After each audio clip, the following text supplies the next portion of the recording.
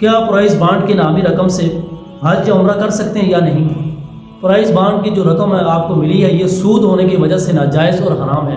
اور اس کو آپ حج یا عمرے پر خرچ نہیں کر سکتے۔ اور اگر کوئی انسان اس کو نیکی کے کاموں میں خرچ کر اس بات کے اوپر وہ امید رکھے، اجر و ثواب کی امید رکھے، تو یہ بھی درست نہیں ہے، یہ بھی ناجائز ہے۔ تو انسان کو چاہیے کہ وہ اتنے مقدس کام کے لیے جا رہا ہے اور اتنا مقدس کام وہ کر رہا ہے اور اتنا اچھا کام کر رہا ہے، تو اس کو چاہیے کہ وہ اس کے اندر حرام پیسہ خرچ نہ کرے، بلکہ وہ حلال پیسہ خرچ کرے، پاکیزہ پیسہ خرچ کرے، اور پھر وہاں پر جا کر اللہ کے حضور بیت اللہ کی زیارت کرے، تو پھر اللہ کی وہاں پر عبادت کرے، اللہ سے اپنے گناہوں کی معافی مانگے، بجائے ادھر جا کے معافی مانگے، ادھر سے وہ حرام کام کر کے اور سود کے پیسوں سے جا کر حج اور عمرہ کرائے، تو پھر اس کے اوپر اس کو اجر و ثواب بھی نہیں ملے گا، بلکہ اس کے اوپر اس کو گناہ ملے گا۔ تو یہ جو پرائز بانڈ کی جو نامی رقم آپ کو حاصل ہوئی ہے، آپ اس سے حج عمرہ نہیں کر سکتے اور کسی نیکی کے کام میں خرچ بھی نہیں کر سکتے کہ بھئی آپ خرچ کر دیں تو آپ کہیں کہ بھائی مجھے اجر و ثواب ملے گا، تو یہ امید بھی آپ نہیں رکھ سکتے، یہ سود ہونے کی وجہ سے یہ حرام ہے۔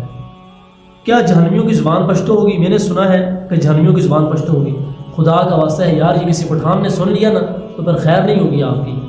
بہرحال بعض مفسرین کے نزدیک وہ کہتے ہیں کوئی روایت تو نہیں ملتی، لیکن بعض مفسرین کے نزدیک یہ بات ہے کہ بھئی جہنمیوں کی زبان کوئی اجمی زبان ہوگی، ہو سکتا ہے پشتو ہو سکتا ہے نہ بھی ہو، اور کوئی پکی بات نہیں ہے کہ بھئی یہ والی زبان ہوگی۔ تو اگر آپ کا ارادہ ہے وہاں پر جانے کا تو آپ پھر سیکھ لیں، لیکن اگر آپ جنت کے طلبگار ہیں تو پھر آپ عربی زبان سیکھیں، اچھے کام کریں، تو آپ انشاءاللہ وہاں پر چلے جائیں۔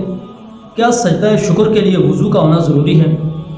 دیکھو، سجدہ شکر اس لیے ہوتا ہے کہ اگر انسان کے اوپر کوئی مصیبت ہے وہ ٹل جائے، یا کسی نعمت کے بدلے انسان اللہ تعالیٰ کا شکر ادا کرتا ہے، تو اس کا صحیح طریقہ یہ ہے کہ آپ 2 رکعت نماز نفل پڑھیں اور اس کے بعد پھر اللہ تعالیٰ کا شکریہ ادا کریں۔ ہاں، اگر کوئی انسان اس موقع پر اگر سجدہ کرتا ہے تو اس کے لیے پھر باوضو ہونا ضروری ہے، یعنی وضو کر کے اس کو سجدہ کرنا چاہیے، بغیر وضو کے سجدہ کرنا درست نہیں ہے۔ آپ 2 رکعت نماز نفل پڑھیں، اس کے بعد پھر آپ اللہ کے حضور شکریہ ادا کریں، اللہ کی نعمتوں کا شکریہ ادا کریں۔ اگر کوئی مصیبت ہے وہ ٹل گئی ہے تو پھر آپ اللہ تعالیٰ کا شکریہ ادا کریں، تو اس کے لیے باوضو ہونا درست ہے،